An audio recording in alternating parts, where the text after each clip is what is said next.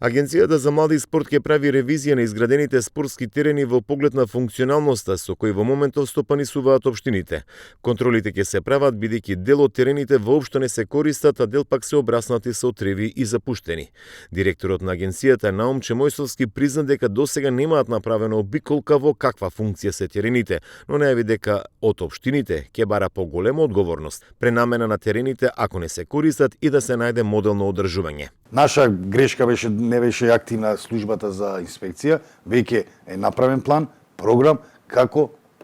инспекторите да ги посетат сите тие запоставени игралишта и да се седне со општината, да видиме дали, имаме и тениско направено кој што можеби нема еден тенисер кој сака да дај да видиме заеднички дали тоа игралиште може да се направи повеќе наменско и што би било фокусот на таа општина, да знаеме, да направиме една проценка.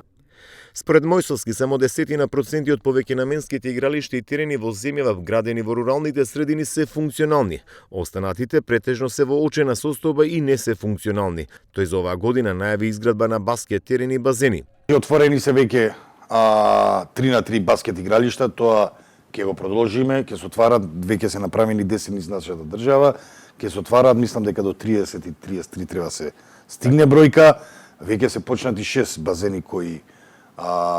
се градат, програмата е и планот беше 14, веќе во наредниот период за месец дена ќе објавиме